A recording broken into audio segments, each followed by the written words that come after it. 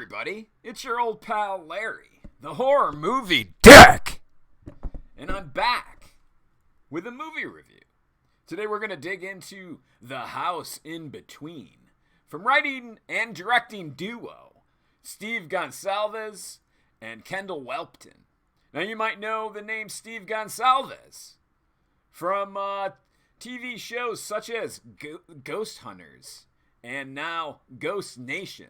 That's right, he's a ghost investigator professional.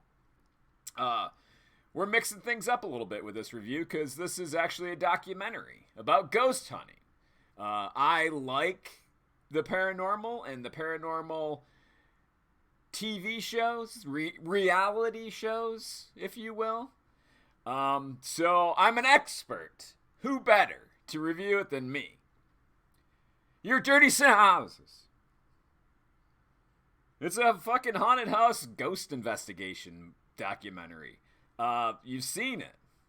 So a lady's afraid to live in her house because of supernatural occurrences that are taking place. And when the local investigation teams hit a dead end, they call in the experts. Steve Gonsalves and his film crew, of course, come to save the day and get some answers. I'm going to tell you what I didn't like about this film. Because there was no real pros for me.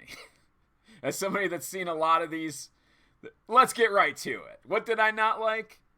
It's dull. It's bland and dull. It fails to evoke any kind of emotion whatsoever. It's not frightening, even though that there's some creepy shit going on in the house that they are able to capture on film. It's not funny in any way. It's not thought-provoking. It doesn't enlighten. It's just same old. I've seen it a million times, done a million times better.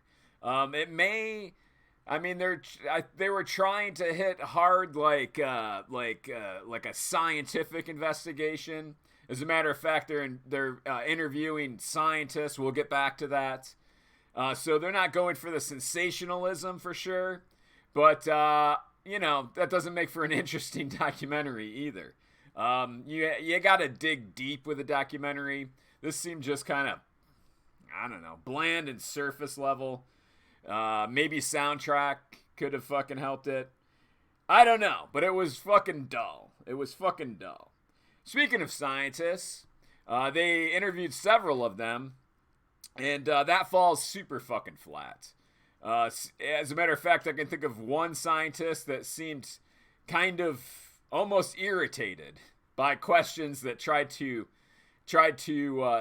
involve real science into the paranormal.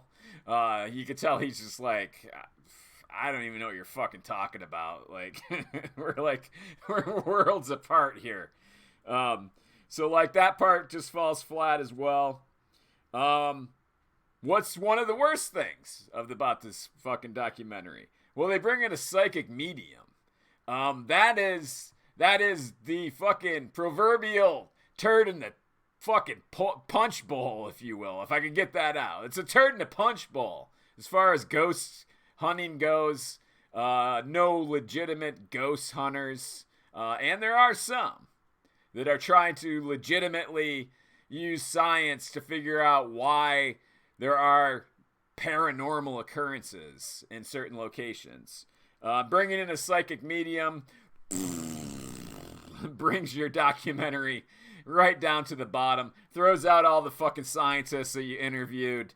Even though Steve said, I don't use them, but the homeowner wants to bring one in. You got to take charge and say, that ain't happening. Or just cut it out. Bring it in. Bring the fucking person in, and then cut that shit out. You lose all credibility with a psychic medium. Sorry. What is the fucking number one worst thing about this documentary? Steve Gonsalves cries in one of the scenes. He fucking literally cries because he's so overwhelmed with emotion, talking about how he wants to get the lady to be able to move back into her house. And it's real fucking can I say pussy? It's super pussy. He's trying to be a professional. Professionals don't cry. Cut that out, Steve. Cut it out and cut it out of your fucking documentary. You lose credibility 100% if you're a fucking weeping paranormal investigator. Hey, let's get to my final review if we could. You might ask yourself, would I recommend that you watch this fucking documentary? I'm going to say no, because there's a billion different ones that are better than this. And like I said, it's just kind of, like you get done, you're like, I really was not stimulated whatsoever by this. Not fucking intellectually, not in a sensationalist way, just nothing. It was like, okay, I watched that and fucking time to move on to something better. Now, the real question, would I buy this when it comes out on DVD? Well, if I didn't want to watch it, I'm definitely not going to fucking buy it. Sorry, Steve. I like you on some of your shows, and, better luck next time. Better luck. Hey, everybody, that's my review, and I'm sticking by it. Until I see all of you motherfuckers again next time, as always, get the fuck out of my house. Bye.